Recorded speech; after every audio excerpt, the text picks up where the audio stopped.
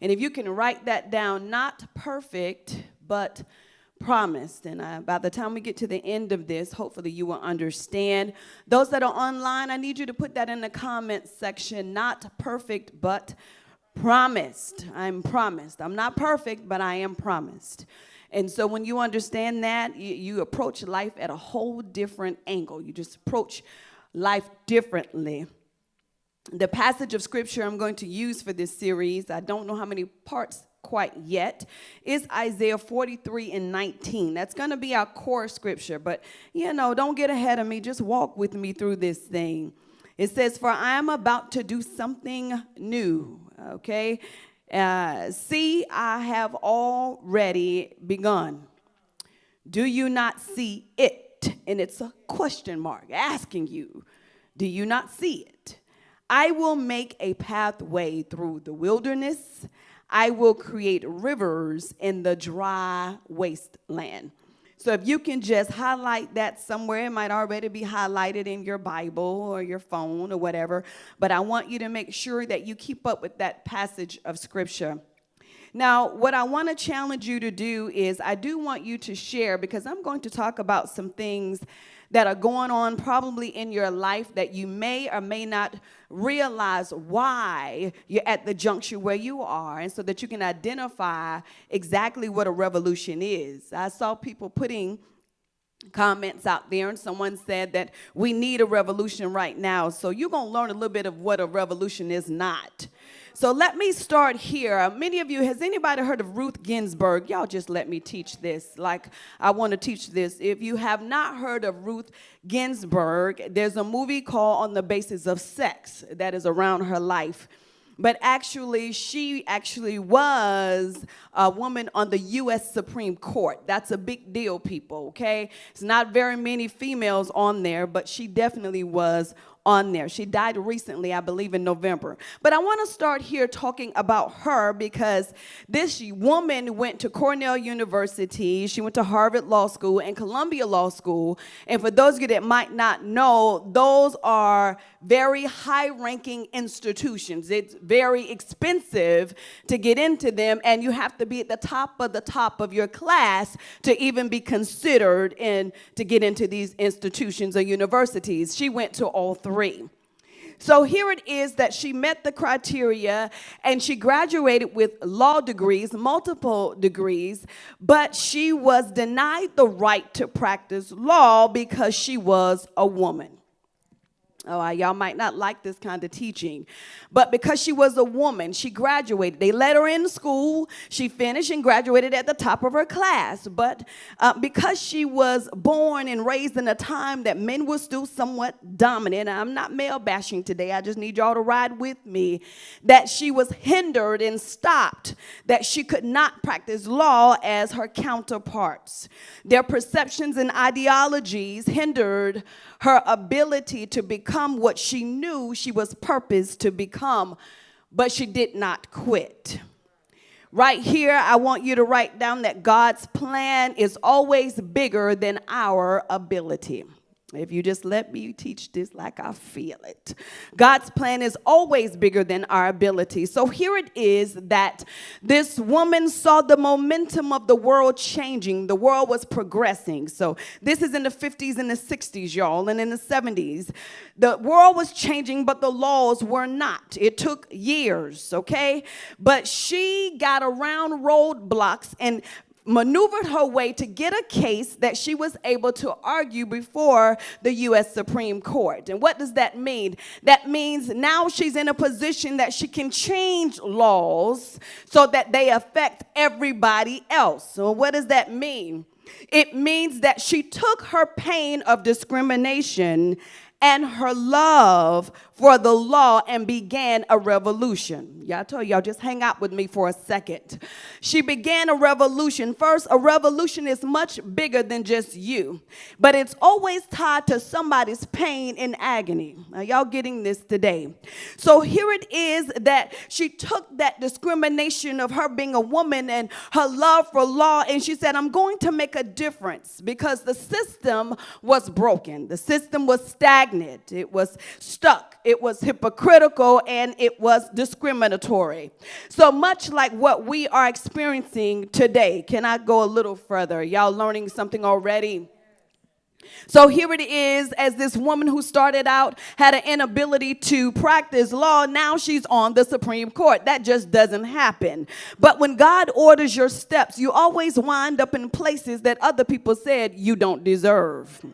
In 1993, it was Bill Clinton that nominated her to the Supreme Court, and her position was not to eradicate, and I'm not trying to get rid of everything that was before, but we must set new precedents. I need y'all to understand, so you understand what's going on today. New precedences means new standards. We want to build upon what was already here. Means that the world is changing, people are evolving, and we must put ourselves in a position to evolve with them. She says, I'm not asking for perfection, but I am asking for progression. Are y'all getting this today? So here it is. You can feel the momentum of what she brought to the table, because you see women today doing stuff that they would never be able to do. You see women that are CEOs of Fortune 500 companies now. We now have a woman vice president. It all started with the revolution for women. I just need y'all to get this, that she took the pain. She didn't get offended. See, when you stop at offense, you only focus on you. But when you use the thing that hurts you, the thing that bothers you, and you look at a greater good, then you can have a revolution. So here it is in the current climate where we are today, and the November election and the current Georgia election, and we realize that the Democrats both won, but I want you to understand that they had record turnouts. People who have never voted before voted this time. People all in Florida telling the Georgia people, vote. I mean, everybody everywhere putting the pressure on Georgia. Why? Because there was a change that had to happen. Are you getting this? But it wasn't without the pain of injustice. See, we want revolution. We want to grow. We want these things, but we don't want to deal with the agony and the pain that comes along with it. You can't have a revolution without pain. You can't have a revolution without problems. So this is where it is birthed, the new thing, the next thing, the necessary thing. I need y'all to hear me and hear me good today. So the pain of injustice and inequality brought about the need for revolution and the pain of voter suppression. That means when they create avenues that we are not able to vote, or we don't feel like we can, and they have laws that stop us, like if you've gone to prison, your rights are removed. Are y'all listening to me today? See, you got to understand why it is we're all on social media shouting out people and not really understanding the truth of the fight and what a real revolution looks like. So here it is through the agony of threats, because as people progressed and wanted to move toward the polls, you got to deal with the threats that people are going to kill you and your family if you don't make changes. I'm going to get to God. I just need y'all to understand what's going on in the world. So that threats and the false accusations, and people lost their lives. Do y'all realize that? All in the idea of a change. So here it is, Stacey Abrams. Y'all know her. Yeah, she ran for governor of Georgia, but she lost. And the crazy thing about it is she became more influential after she lost than when she was running. That's how you know that your life is a setup. Oh, y'all better get this today. See, she realized that it wasn't just about me losing, but there was a greater good, because she got all type of attention because of the race, because it had never happened in Georgia before. Yet alone a black governor, but a woman. Oh, y'all better hear this today. But it gave her something we were talking about, momentum. And when she realized she got momentum, she began to move some things, and she became a revolutionary, and she began to have a revolution. She took the pain of her being devalued, her being dismissed. Her woman of color, it ain't much to you. Her being discounted. Some people said the election was stolen. I don't know, because she didn't go through all the proceedings. But she said, that's okay, because my time will come.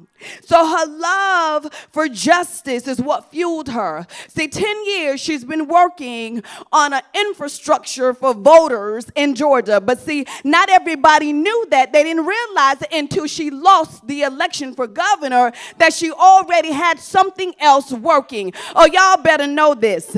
But in the midst of her doing this, while she's building, she said, there's a greater good. Something needs to come out of this other than just I didn't win. She says, I realized that with this infrastructure, people would understand the power and people would understand the value of their rights. Are y'all getting this today? So here it is, 10 years in the making. So now we have the House and the Senate Democrats, and we consider this radical social change. Why? Because it has never, ever happened before. See, you're not getting this. Revolutions are happening all around us. But the church, we are some way. I don't know why we don't understand that it's a call for us to have a revolution as well. And maybe you don't understand really what a revolution is, but radical social change. I need you to write that, radical social change. And some people call it a revolution. It's a sudden, tumultuous, radical transformation of an entire system of government. Did you hear me? It's a radical transformation of an entire system of government. She's not asking that everything be perfect, but she is asking for a progression. So here it is that 2020 was one of the fiercest, most spiritual, physical battles of our entire lives. The pressure, the torment was immense. But 2020 revealed the truth. It revealed the truth of where our faith really is. Y'all just stick with me. It reveals the truth of where we really stand. It tells the difference between the fake and the faux. If you don't know fake and faux, and you know in real, your faux is a nice way of saying it's pretty, but it's fake. So here it is. 2020 identifies the surface, people between the people that are rooted. Because there's no way you could have gone through all of the ordeals of 2020 and not identify where you really stand with God or where God really stands with you. 2020 revealed the truth, strength of the church. It told the truth of the physical church and the natural church. Are you getting this today? It revealed the truth of those who believe in the power of prayer and those who practice prayer. 2020 revealed the difference between the Christians and believers. 2020 told the truth. So here it is that it was a year of practice, but practice is painful. I need y'all to get this. Practice is painful. Why? Because you got to maneuver as if it's the real thing. You got to play like it's the real thing. You got to believe like it's the real thing. And you got to act like it's the real thing. So here it is that now is the time for us to bring about a revolution. We see it in politics. We see it with gender. The church is the only thing that is remaining stagnant. And a revolution means an overthrow of an entire government. So if you don't know that we operate in kingdoms, we operate either in God's kingdom or Satan's kingdom. Kingdoms are governments. So when you have a revolution, you have a responsibility to overthrow, and I'm going to get to that, the government that is contradictory to the one that we should be living under. I'm talking about a revolution in the house. So here it is that Isaiah 43:19 says, for I am about to do a new thing. This is a word that comes to the children of Israel who are in the middle of Babylon. They're right in the middle of difficulty. They're in captivity, and God gives them this word. He reminds them, and if you go up a couple of verses, he reminds them of all the great things he's done for their fathers. But sometimes when you're in trouble, you forget. You forget everything that God has done. You forget everything that God has promised. You forget what he put in you. You forget the call that he gave you. You forget the anointing on your life because you're uncomfortable and you're in trouble. Much like Stacey Abrams didn't feel good losing, but sometimes you've got to lose before you can win. Y'all don't want to believe that because it doesn't feel good. But sometimes you got to lose before you can win. So here it is that God is telling them. He says, I'm going to break the power off of your oppressors. He says, I'm going to remove their power. Now, before I do that, things will get worse before they get better. And that brings me to today. So I need y'all to understand this about today. People were shocked and putting all this stuff out on the news, and how could they? But see, I wasn't shocked because I realized just before a revolution, the enemy raises his head because his job is to incite fear into you, to keep you from moving forward in the things of God. Oh, y'all didn't hear me today. Ruth Ginsburg went through so much before she got to the Supreme Court. But when she got to the Supreme Court, everybody was praising and celebrating that she's a woman and she's there. But the journey to get there was a difficult one. But that's what happens just before breakthrough. That's what happens just before a revolution, a change, a move, a shift. The enemy he shows his ugly head. He adds pressure so that he can incite fear and worry into those who are about to experience victory. So here it is, as we were experiencing that today, and I'm looking at all the stuff that's going on and people jumping walls and people are reminding them, well, wait a minute. When some other people were marching, they experienced all of these things. But I said to myself, we are not like them. So I'm not expecting them to treat me the way I deserve to be treated. See, I belong to another kingdom. I belong to another government. And I realize when I operate under the favor and the power of my government, which is my God, they don't like it. So here it is that they can do things that other people cannot do. And I don't want this to be a race thing, because this ain't a race thing. This is a spiritual thing. For we wrestle not against flesh and blood. See, everything that happened today was about shifting your mind to take your mind off of what's really happening. It served as a distraction. As long as you kept your eyes on the problem, you can't see the promise. I need y'all to get with me today. See, you ain't got to be perfect. You just have to remember that you're promised.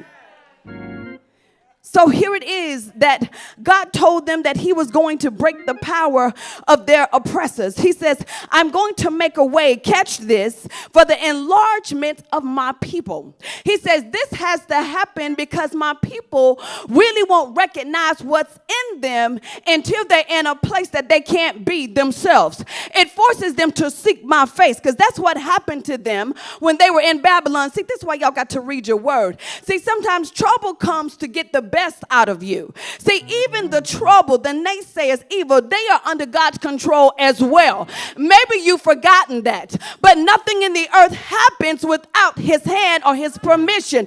Everything has a purpose because he's in control of all. Even those climbing the fence and breaking windows didn't know that he was using their foolery as well to just prove who he is, because the one thing they didn't want to happen happened in Georgia anyway. See, it doesn't matter what you do. If that wasn't a sign to you, I thought y'all would get excited that while the enemy is cutting the fool, while he's acting the monkey, God is still giving you victory. You don't have time to be focused on all of that stuff that's going on. You need to watch what's going on with your promise. So here it is that he reminds them of the great things that he did for their father, and he brought them out of Egypt. He says, have you forgotten so easily. He says, I know that this is uncomfortable and you don't like this and people are in an uproar and they're picking sides. He says, but I need you to remember the real thing, the real focus. He says, because I'm getting ready to do a new thing. He says, do you not see it? So what he's saying to them, compared to the things of old, he says, I'm getting ready to do something new on the scene.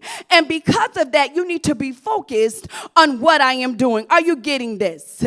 So here it is that we're on the brink of a revolution right now. It wasn't just by happenstance that everything that happened today happened, but because 2020, we lost some things. Some people lost some things, isn't that right? Some people lost some things, but we also gained some things. We discovered some things. We discovered the new things. Some people discovered the next thing, and some people discovered the necessary thing. But all of this happened in a difficult place. See, we don't like to choose difficulty, but sometimes difficulty brings the best out of us. Sometimes that's where we discover the latter parts, the deeper parts of who we are. So here it is, a revolution is a sudden, radical, complete change.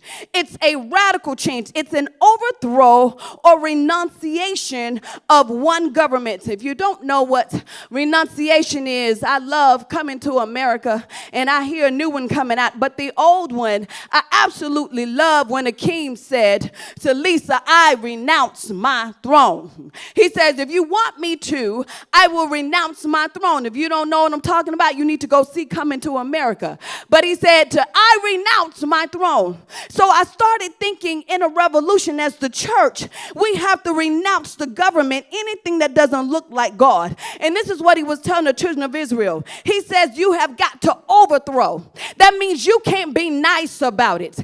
Everything that doesn't resemble the power of God, anything that doesn't resemble the presence of God, anything that doesn't resemble the promise of God, you have got to renounce it. And he says, you got to overthrow it. That means I ain't going to be nice about it. He said, the violent, take it by force. Now, wait a minute. I don't want you to confuse what you saw today with the revolution, because the revolution has order. It has structure. It has a beginning. It has an end. It has a purpose. It's not a personal agenda, and it's not about harming or hurting, but it's about God's perfect will. Are you getting this? So here it is that we're at a revolution. It is time to overthrow. I need you to look at some people and those online. It's time to overthrow. I've been in a holding pattern all year. I've been in a holding pattern for 2 years or 10 years. And it is time to overthrow. It is time to get rid of everything that doesn't resemble really where I belong. So here it is. We overthrow things that attack our faith. Things that cause us not to believe, that made us shaky. Y'all better tell the truth up in here, because there's some things that happened in 2020 that made us a little shaky, that made us a little uncertain about what was going to really happen. Even this thing today where they voted, they kept looking, Bishop kept putting the numbers up, and I was like, go away, I don't want to see the numbers, because when you see the enemy gaining on you, it'll cause you to lose your grip. Sometimes you got to close your eyes to victory. Sometimes you got to smell your way to victory. You can't even watch it because it's too close for your own comfort. So here it is. Let me calm down. Let me calm down. Things that have attacked our faith and made us shaky and unsure. Something like messing with those that you care about, or something that you prayed and you've been delivered from, and here it comes. That's what it looks like. He stifled our movement, things that have made us stagnant. That's what a revolution is for. That's what it's needed. Where we have played small, where we were thinking small, and where we've been living small, we need a revolution. We need a revolution in our lives. Some of you need them in your houses. Some of you need them with your children. Some of you need them with your money. Some of them need you. Some of you need them with your health. But you need a radical, tumultuous change.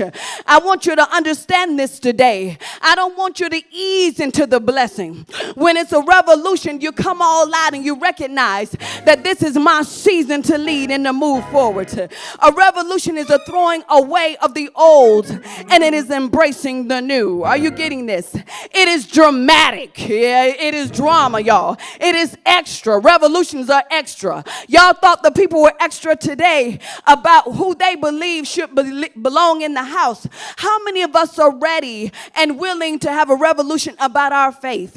How many of us are willing to be extra about our God? See, we've been too quiet. The church needs a revolution because we've been sitting on the sideline too long, waiting for somebody's permission to praise our God. So here it is that we declare that things will never be as they were. I need y'all to understand what I'm saying. Things will never be as they were. I know for a whole year we have been in this place, we've adapted, we've changed, and things will never go back to the way they were. But there are some people who are going to try to push you back to the person you were before 2020. See, 2020 is not just about the pandemic and staying home. It's about a shift in your thinking. You discovered some things about yourself that you didn't know when your back was against the wall. I thought I would be talking to some people today, but there'll be some people that will try to remind you of who you were. Are y'all getting this today? So here it is. Can I release this prophetic word on you quickly? I believe that a new era is ahead of us, that we, the church, along with the love of the Father and the power of the Holy Ghost, is about to cause a seismic shift. I need you to get this. A seismic or systemic, a global shift because of our faith. We're going to come out with a different mind and a different presence and a different presentation about who God is because of our ability to endure. You got to say this: I will not settle for second. If we're going to shift our families, if we're going to shift, we must cooperate with God. But this is the thing I need you to get, and maybe you get excited about this. The thing about today and winning, the thing about November and winning, the thing about Ginsburg and winning is momentum. And so right now we're all excited because we got control politically, but do we have control spiritually? See, it's not just about politics, because if the prayers of the righteous don't avail much, we're going to be dealing with the same demons that we've been dealing with the whole time. See, politics has its place, don't get me wrong, but spirituality has its place also. So the believers, we have momentum on our side, and I'll tell you what that looks like. Isaiah 40, 4 through 5 in NIV version. Can I read the text? It says, every valley shall be raised up, every mountain and hill made low. The rough ground shall become level, the rugged places a plain, and the glory of the Lord will be revealed, and all the people will see it together. Why? For the mouth of the Lord has spoken it. The doors are open. What does that mean? He says the doors are open. The playing field is balanced for everybody. For some of you, you felt like you could not get ahead because of your education. Some thought you couldn't get ahead because of your money. Some thought it was based on your status. But I came to tell you today that the playing field is even. The doors are open. You don't believe this? Revelation 3:8 says, see, I have placed before you an open door that no one can shut. This is the season for you to attain. This is the season for you to go after. This is not the season to sit back. Why? Because you have been chosen for a revolution. You are the person that's going to cause a seismic shift, a systemic shift in your house, in your finances. Why? Because the doors are open. I'm going to go a little further, and my time is almost up. This is just my introduction, y'all. I just want to set this thing up. And I was watching today, and I said, I know why all of this drama. And I asked Bishop, I said, why didn't this happen when President Obama got in? Because, you know, the race thing. And I was at the gym, and I actually was asking God, why didn't this happen? And he said, because he says, this isn't about race. People think it is. They're making this about race. He said, this is about my people getting in position. He says, when you recognize that, he said, my people come in all colors. He says, so this is about my people getting in position and causing a revolution for my church. This is about people recognizing that I was in control all the time. So even though things don't seem to be working in your favor, you watch the enemy come against you. He says, watch my people rise up with a vengeance. He says, see, this is about my kingdom. I know when people thought we were talking about revolution, they were thinking about their personal, going in to fight. But real revolutions, I tell you, you don't have to do this thing physically. You don't have to get into a physical fight because God is working on your behalf. Now, before I shift a little bit, I got to say this. And when you look at the word revolution, there's a word that I have in there that's backwards is love.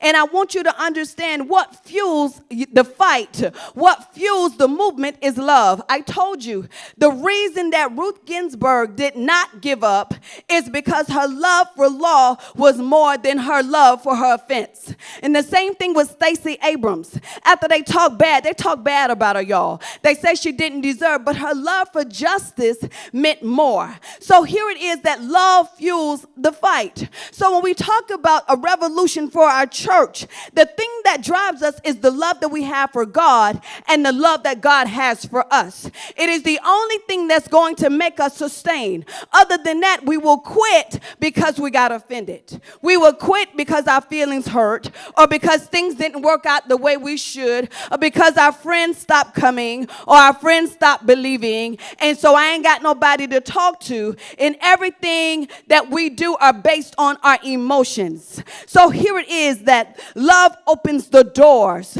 that your status, your skill, and your education cannot open. It's time to let go. People, are you getting this today?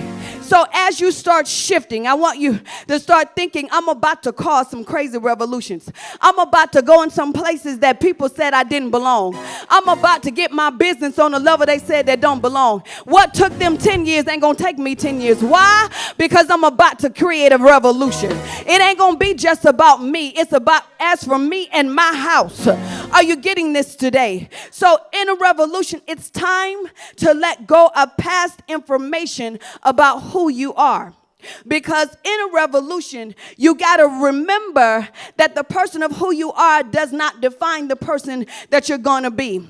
She had to see that right now, yes, I'm a woman, but I see so many other women in the future. I see them doing things that I can't do right now. So it's time to let go of the past information about who you were. It's time to let go of what history says about you and about who you should be. So you got to let that go too. Number 3, it's time to let go of other people's opinion about who you are. You have to make a decision. Either you're going to believe them and stay there, or you're going to move on the promise that God has for you. You don't have to be perfect. You don't have to do everything right. Everything don't have to be lined up perfectly the way you think it should. But you do have to remember that you are promised. It's time to let go of the secret, low opinions that we have about our own ability. Let's tell the truth. We have low opinions of our own abilities, but a secret. So we keep it to ourselves. We operate at that juncture and we pretend like that's not our struggle. So here it is that we get to a position to be out of the box. Now you say, now listen, if I'm ready for a revolution, I got to be out of the box. And I got to be ready for more. People claim that, but they don't really know what more is. More means what God has for us, in that it is outside of the confines of our history. It's outside of the confines of our past. It's outside of the confines of our old experiences. He says, I'm open to a new thing. I'm open to you doing something in me that you've never done before. Even if I'm first, even if it's painful, even if I'm by myself, I am ready to create a revolution. I really want a movement. I'm ready for something different from my family. Everybody's been stopped at that juncture. If everybody's been poor at my family, I'm causing a revolution. I'm calling forth an abundance. So y'all don't believe this. Out of the box means I'm moving out of a norm. It's an imprint. It's a pattern that we use over and over again. When you're ready for revolution, you says, I got to do away with the way things have always gone. And I have to be open to something new, even if I don't really know how it's going to happen. This is where you are called to levels of unfamiliarity. This is where you are called to pray about things you've never prayed before. You will speak words that you've never heard before.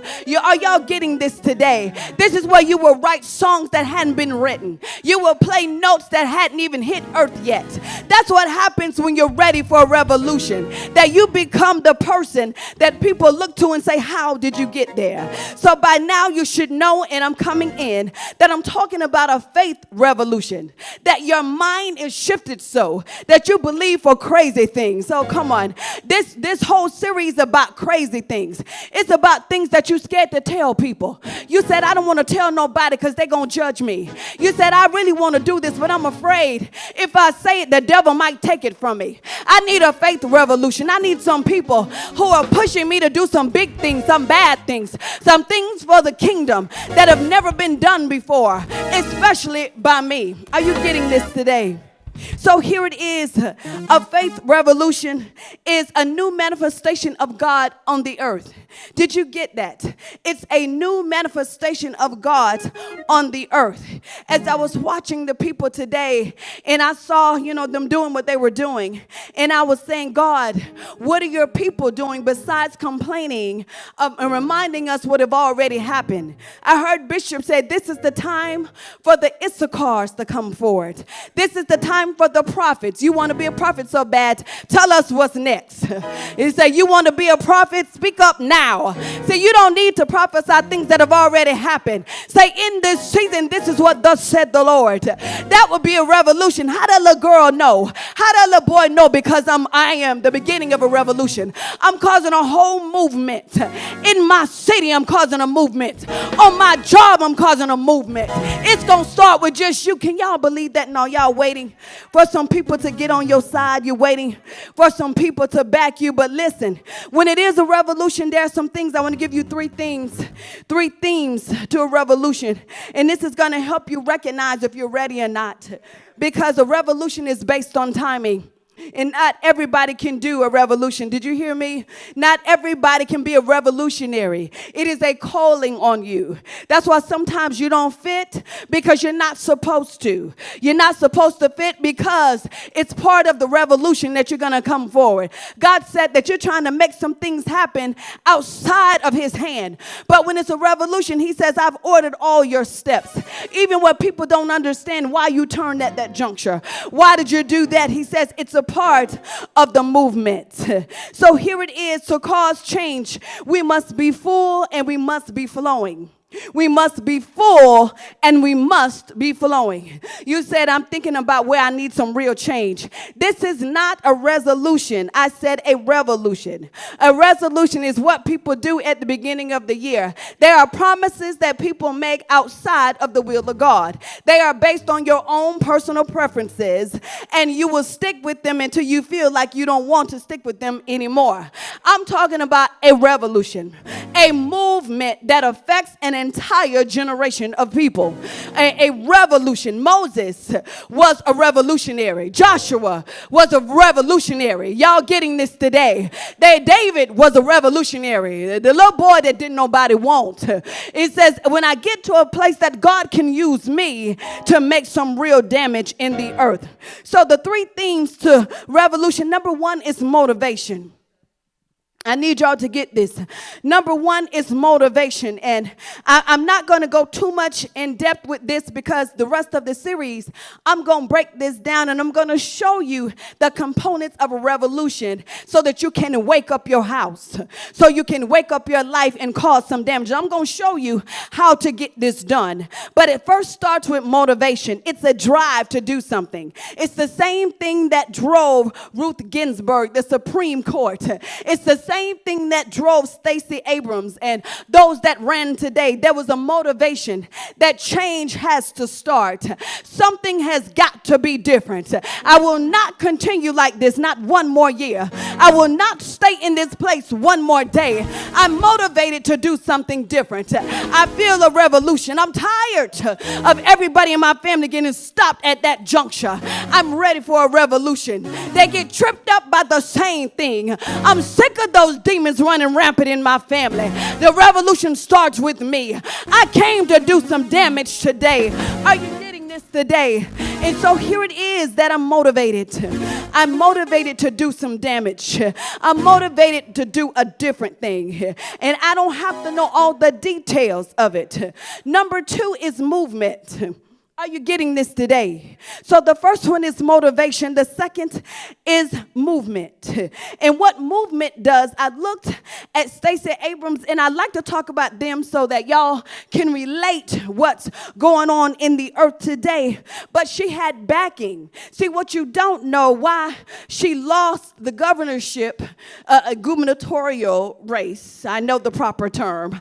When she lost, that she had some people who came up and supported her after the loss that said, that's okay because we know that your season is coming back. But this is what's going to happen. You have some backing.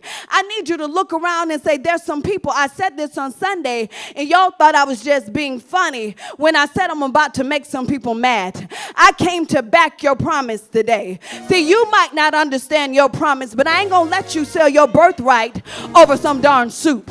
I came to back your promise today. See, Stacey Abrams had backing, which is why she could do what she was doing. Sometimes you're in a quiet place and God is stirring you up. Everybody might not know what you're doing because all they see is the surface, but God is doing a brand new thing. Shall you not know it? So here it is that you start getting movement. You're motivated and you start getting movement. You start seeing some things that you've been calling that is coming to pass. You start getting a little extra scratch. Let me tell you something. I said on Sunday, and I got to drop this right here. I was up exhorting and I received the seed on Sunday and I didn't even see the person bring it. So I got it in the back. They just came and brought it to me and I said, what is this? And they said, somebody sowed this seed. And I said, who did it? And he said, I don't know. And I said, I don't need. The Holy Spirit said, I need you to get in a place of expectation. He said, I need you to stop being shocked. He said, the blessings of the Lord are going to overtake you. You got to be in a position that it comes at every angle. You can't be shocked at my move. Why? Because I'm creating a revolution. And so here it is. I told Deacon Charlie, I say, listen, I'm about to start expecting some things. I'm going to stop being shocked every time God do something for me. I'm going to start looking for it. Which way is it coming? I said it to him and he laughed. He said, yeah, I agree. By the time I got home, let me tell you what happened to me. Bishop asked for a seed. I sowed the seed in the exact amount that I sowed. I got home. I was sitting on the couch. He was right next to me. I think it was 7:30 that night. I got the exact same amount in Cash App from somebody who don't live here, don't worship here, don't even know me like that, sent me a seed and said that this is the 2021 unprecedented favor on your life. I showed it to Bishop. I said, I just said I wasn't going to be shocked. God God say, see, you ain't ready. He said, you think you ready. You think you ready for a revolution. He said, I'm going to do some more crazy things. Some things that you can't explain. Some things that you can't put your finger on it. Some things that you can't even recognize that it's me. He said the blessings are going to come from the north, south, east, and west. My time is up. My time is up. But when you get movement, I start getting excited. And I don't want y'all to think that it's about money. It's about faith. And I say, God, whatever you were doing in this season, don't do it without me. So here it is. I came to the office on yesterday. One of my staff persons is right there. I came to the office on yesterday. Hadn't been in the office in 2 weeks, so I expected an abundance of mail. Okay, y'all getting this? So I started looking through the mail, and one of it, I opened it because I didn't recognize, and inside it was a check. Am I telling the truth? No, wait a minute. It's from somebody I don't even know. It's some company that gets money and gives it away to nonprofits. Y'all not listening to me.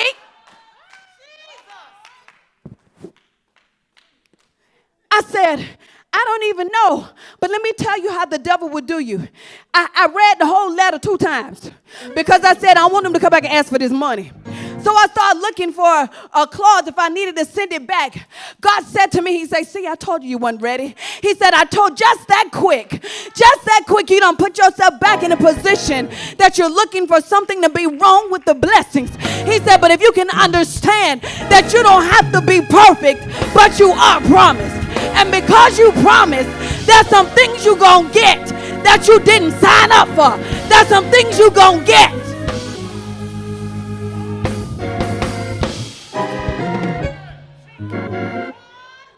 I said 3 times the charm. You got to tell me again. I said 3 times the charm. I realized that I'm part of a revolution. I'm part of the generation. People are asking pastors, what did y'all do? How come y'all didn't give up? How did y'all didn't lose the faith?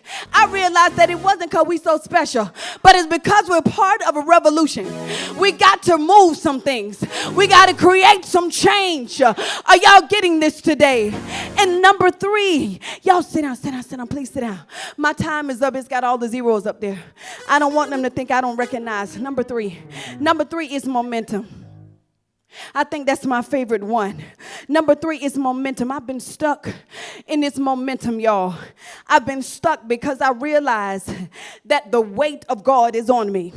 And momentum means, yes, I'm making some progress, but I'm moving a little bit faster than I even thought.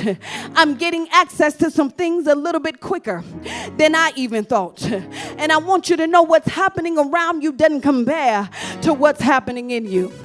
Come on, Revolutionaries. I came to tell you today that God is moving in your life. He picked you to bring forth some change, some seismic shift. We ain't asking for permission. We're not asking for permission. When you're a revolutionary or you're a part of a revolution, you got your backing because you know that God himself, the wind of God, is behind you. So whatever it is that He'll call you to do, that you are already equipped to do it. So you walk a little bit different because you said, I am part of a revolution. I am part of a change. I am part of a movement. I realize in this season that people need to recognize the church is not dead. That people need to recognize that the power of God is still with me. And I am part of this movement. I might not look like much. I might not sound like much. But I am part of a revolution. See, there were some things that were going on behind the scenes. I feel like preaching. There's some things that I overcame that you don't know nothing about, that made me a candidate. You don't realize that's what made me a candidate. I'm a revolutionary because it didn't take me out. Are y'all getting this today?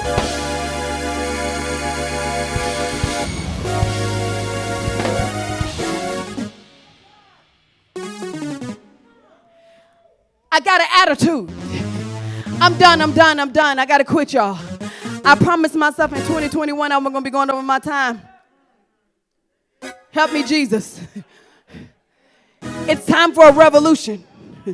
A revolution of your faith. Let me tell you something. Some things, some of y'all used to believe for some crazy things. When you first came to the faith, couldn't nobody tell you nothing about God, but somewhere along the line, your faith got watered down. You start believing the people on your row more than you believe in God. You start trusting in the things, your situations. He says, I want to revive your faith. He says, I want to revive your faith. There's going to be a revolution. You're going to start believing, walking in some things. It don't matter what your credit look like in this season. Y'all not believing this. A seismic shift. I'm done. I got to stop. I'm going to stop. Revolution. A revolution. I'm not sitting on the side. And the beautiful thing about it, when God gave me this and I began to pray about it, I was talking to the graphics person and I was telling her what I saw. And this is what she came out with. I said, it almost reminds me of when you've been in war. And right now we're in a civil war because there's a civil unrest. There's no civility. That means there's no respect of person. Y'all got to understand that. But when you've been in war and when you finally win, you come out, it's smoke. And everything looks desolate. And you start walking the land because you got victory. And you start walking the land looking at all the territories that God has given you. It costs you some things. But you're a part of this fight. That's what I see with the church being you. We're walking the land. It's time for us to look at the territories God has promised us. This is what I see in the prophetic, us walking with poles, flag poles, stakes that we're putting, this is mine. This is mine. I need you to catch this in the prophetic, this is mine. But this only occurs when your faith, you have a revolution of your faith. You start taking back the things that you gave up on. Things you've been praying for that you stopped praying for because there seemed to be no change. This is mine.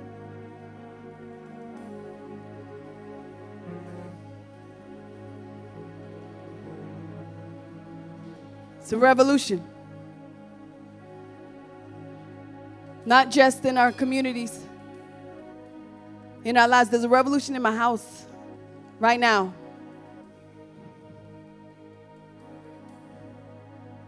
You can rest on your feet. I'm going to pray for those that are online. This is just the intro. I'm done, guys. I can't wait to get into the crux of this because I see crazy change, y'all. I see some people who've been afraid to go after things, to say, you know what? I'm going to jump in with both feet. Because I'm a part of the revolution. See, everybody's praising Stacey Abrams now. Everybody's celebrating her and thanking her. But I know it wasn't easy for her to go through the juncture of loss and disappointment. And if you read some of her story, how many times she was left out, overlooked. But when you're a revolutionary, you realize that's a part of your story because it can't be a revolution without that. So the things that you were angry about or hurt about or disappointed about, it is a part of your movement. It is the thing that you cause a major change in your families. Revolution. Are we ready to pray? Did y'all get anything today? Jesus. For those online, I want you to get in your prayer posture. I want to pray with you because your eyes have been opened. When your eyes are open, you begin to see things for what they really are. You don't get caught up in the media, the news, because they show you what they want to show you. but you keep your eyes on the promise. He said, I ain't caught up in I have to be perfect because I don't have to be perfect. But so many places you look and thought, I have to be perfect. I have to get this together. Not perfect, but promised. And he will use me because I'm promised, not that I'm perfect. And I will spend no more time distracted by perfection. It's a distraction. Just like today was a distraction. It did not change the outcome of the presidency. It did not change the outcome of the Senate or the House. Victory is already yours. But in this season, the enemy will spend so much time distracting you. Because if he can keep you on the sideline, he can stop your movement. Are you understanding this today? I want us to pray. Get in your posture. I'm going to challenge you to think about the areas where you need revolution. Because the thing about being a revolutionary, you can't use what you have. It can't be based on your ideas. It's by the rhema that God releases to you. To be a revolutionary, you won't be everybody's cup of tea. To be a revolutionary, it won't be comfortable. Everybody won't understand what you're saying. Everybody won't support you. To be a revolutionary, you got to be willing to take one for the team. You got to see a greater good, something bigger than just yourself. You got to see generations beyond you and to recognize that this is a part of your life plan. I need a revolution in my household. As I'm getting ready to pray, I need you to think revolution in my mind. I think too small. I behave too small. I don't operate in the things that God has given me. I need a revolution in my calling. I need a fire put under me. Where I used to be so excited about God. I need a revolution in my prayer that when I open my mouth, things happen. I don't want to pray and go through the routine. I want to be a part of that seismic shift. Father, I need a revolution with my family. Why am I connected to them? How do I restore the hope and joy to our name? Some of the names have been damaged, and you are the key to shifting the name back. Do you hear me today? Father in heaven, we thank you. We thank you for this series that awakened us today. You call for a revolution like it's in the earth. We have revolutions all around us in community, but our church is lying dormant. You call for the church to cause a movement, a shift, to remind people of who you are in the earth. We didn't just come out of 2020 because we did everything right. We came through because of your power, and the world needs to know that. We came out because of your love. We came out because of your promise and your power. We're still here. Father, you called us to be difference makers where we've settled. Some of we've been afraid because we don't think people would believe us. Hadn't done everything right. We measured the promise with the perfection. But today we realize that we can't be good enough, but you promised us. It's a part of who you are in our lives. And we say yes today to the call to revolution. You call for a dramatic shift, a change, that we no longer blend in with the world, that they don't know who we are. We're so quiet that our prayers sound the same and they don't even know you. They approach you like you're their friend, have no relationship with you. We made you so common that we don't even reverence you the way we should. You're calling for a revolution to put you back in your rightful place, to restore your power back in your people, that we can lay hands on the sick wherever they are. We can speak a thing and it shall be established. We need a revolution in our faith today, that we can believe beyond what we see with our natural eyes, that our faith takes us places that our money can never take us. We need a revolution today, God, to fill us again with your power. We can command differences. We can speak to demons and they tremble. We not run and play small and bow down. Use our faith on social media and not in your presence. You're calling for a revolution today of our voices. We can cause a shaking in the earth that people run to you. People want to be saved again. We don't even open the doors of the church for salvation no more because we're so common. We don't even offer people to be filled with Holy Spirit anymore because we're so common. Everybody can do what they do and it's accepted. Why? Because we're so common. We need a revolution today. You called us to be different. You still require us to be different. Where we blended, forgive us, God. Where we stopped talking about who you are, we kept them from believing. Thank you for the revolution today. Help us, God, to line up with you. Thank you for helping us recognize it is fueled by your love and the love we have for you. We'll do it because we love you, not because you're going to give us anything. We'll stop treating you like a genie.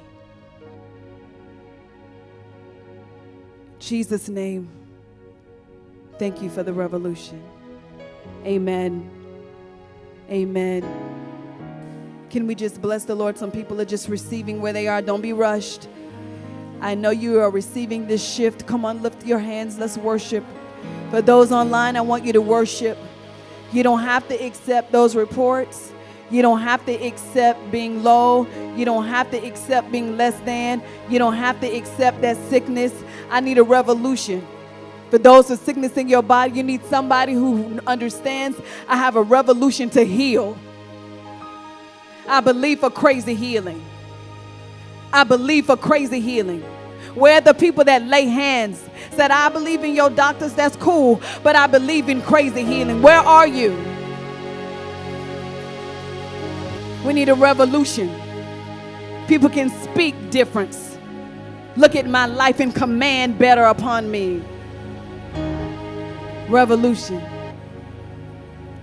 Come on, don't get tired of worshiping, y'all, real quiet. I want you to worship the Lord for your own change. God's going to use you. Now you know, don't be trying to get everything together and fix it. He will do what he needs to do in you. He just needs you to know that you're promised.